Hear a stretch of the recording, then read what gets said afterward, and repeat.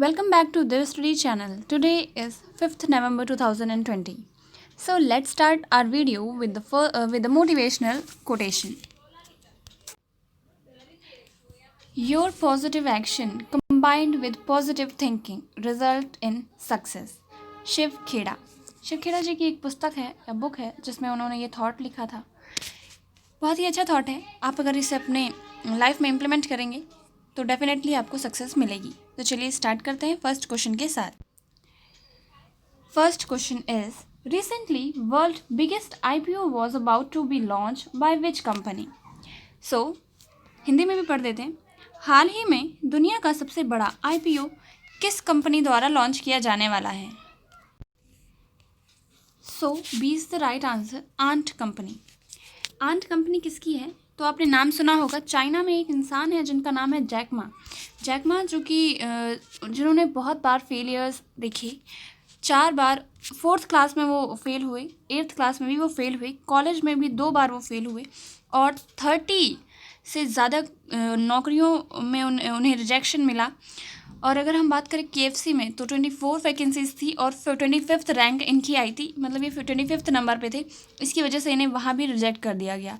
उसके बाद इन्होंने अपनी खुद की कंपनी स्टार्ट की जिसका नाम रखा अलीबाबा, जो कि चाइना की बहुत ही बड़ी कंपनी है जिसका इन्वेस्टमेंट दुनिया के बहुत अलग अलग जगह पे कंट्रीज़ में होता है. इंडिया में अगर बात करें तो इंडिया में जोमेटो और ऐसी बहुत सी कंपनीज़ हैं जिनमें इन्होंने इन्वेस्ट कर रखा है.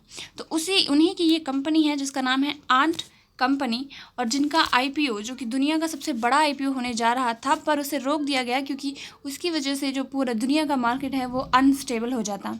तो चाइना ने इसे रोक दिया है. अगर हम IPO की फुल फॉर्म की बात करें तो initial public offering. Next question,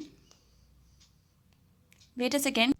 तो ये जो जहाँ पे इस IPO को लॉन्च करना था वो संघाई और हांगकांग में होना था बट इसे रोक दिया गया. अब ये नहीं लॉन्च होगा. अगर हम IPO की बात करें तो 34.4 बिलियन तक का ये IPO था और ये दुनिया का सबसे बड़ा IPO होने जा रहा था.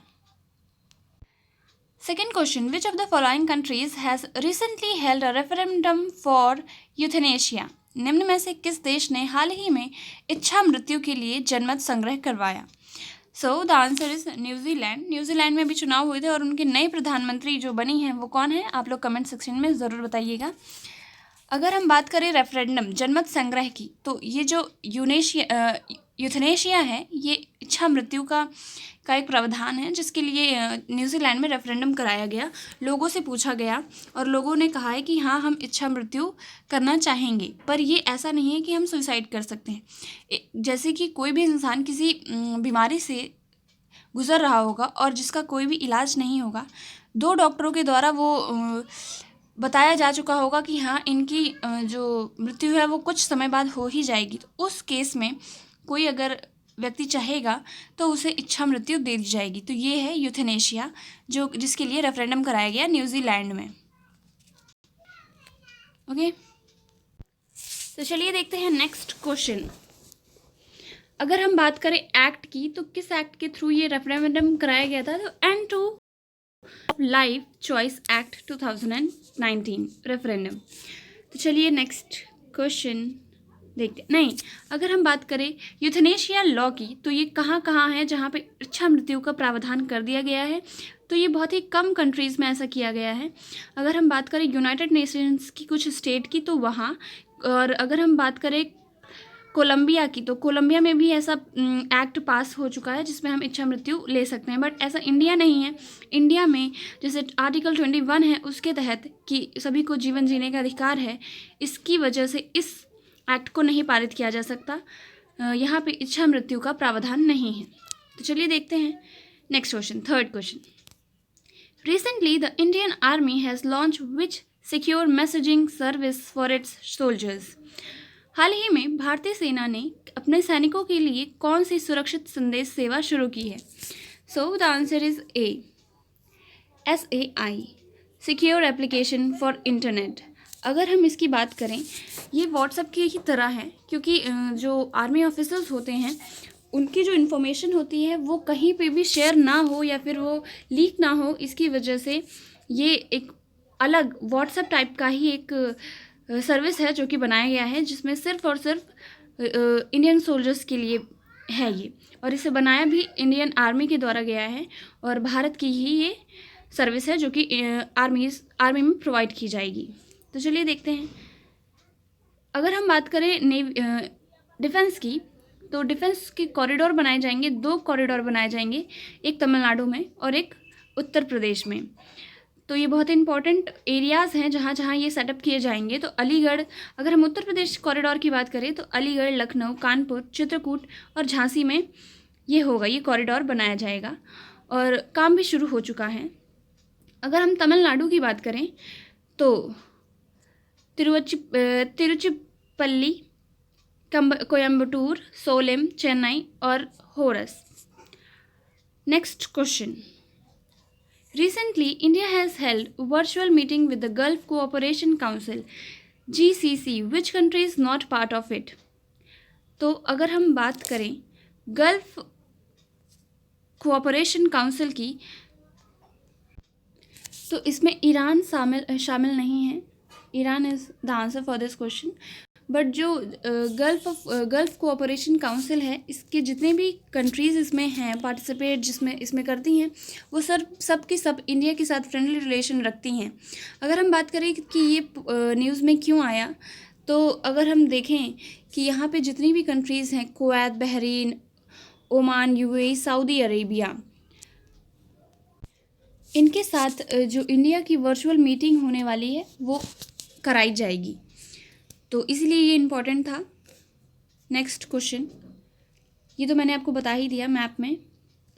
5th question. Recently which journalist got arrested by Mumbai police? हाल ही में मुंबई पुलिस ने किस पत्रकार को गिरफ्तार किया है? So most popular for 2020, C is the right answer, Arnab Goswami. हाल ही में मुंबई पुलिस ने इन्हें गिरफ्तार कर लिया है क्योंकि उनके ऊपर सुसाइड के लिए फोर्स करने पर एक इंसान, जैसे कि अगर हम उनका नाम लें तो अभिनय नाम करके है, उनको सुसाइड के लिए प्रेरित या फिर प्रोत्साहित करने के लिए इनके ऊपर ये केस चल रहा है। जो उनकी बेटी, जिनकी डेथ हुई है, जिन्होंने सुसाइड किया है, उनकी बेटी ने ये केस फाइल किया था, तो इसी वजह से इन्हें गिरफ्तार कर लिया गया है। किसके द्वारा? मुंबई पुलिस के द्वारा। Next question. The second batch of 3 Rafale jets from France is to be stationed at which air force station? France ने 3 राफेल जेट का दूसरा बैच किस वायुसेना स्टेशन पर तैनात किया है? तो गुजरात का ये शहर है जिसका नाम है जामनगर है, जो कि गुजरात में है, और यहाँ पे ही राफेल का जो तीसरा सेट है वो लाया जाएगा। इंडिया में राफेल पहले से ही हैं, टोटल 36 राफेल मंगाने हैं। कहाँ से? फ्रांस से। ये है Rafale, take a look of it. अगर हम गुजरात की बात करें तो गुजरात की कैपिटल है गांधीनगर, गवर्नर है आचार्य देवव्रत, चीफ मिनिस्टर हैं विजय रूपानी, लोकसभा सीट है 26, राज्यसभा सीट्स हैं 11, लेजिस्लेटिव असेंबलीज हैं 182। नेशनल पार्क की अगर हम बात करें, वंसदा, ब्लैकबक, गिरी नेशनल पार्क, कच्छ की खाड़ी। 7th, recently Satish Prasad Singh died. He was shortest served chief minister of which state? हाल ही में सतीश प्रसाद सिंह का निधन हो गया। वह किस राज्य के सबसे छोटे सेवारत मुख्यमंत्री थे?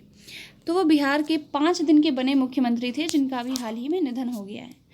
तो बिहार की बात है तो बिहार की कैपिटल है पटना, गवर्नर है फागू चौहान, चीफ मिनिस्टर है नीतीश कुमार, लोकसभा सीट्स हैं 40, राज्यसभा सीट्स हैं 16, लेजिस्लेटिव असेंबलीज हैं 248, 243, रिसेंटली लेजिस्लेटिव काउंसिल हैं 75, national park Valmiki national park. 8th question. Recently go electric campaign has been started by which state? हाल ही में गो इलेक्ट्रिक अभियान किस राज्य द्वारा शुरू किया गया है? The answer is Andhra Pradesh. Andhra Pradesh में गो इलेक्ट्रिक कैंपेन स्टार्ट की गई है। आंध्र प्रदेश के बारे में हम लोग हमेशा जानते ही रहते हैं, तो इस बार आप कमेंट में ज़रूर बताइएगा आंध्र प्रदेश की details. 9th question. Recently Thomas Sean Connery has died, he was associated with which field? हाल ही में थॉमस सीन कॉनेरी का निधन हो गया। वह किन क्षेत्रों से जुड़े थे?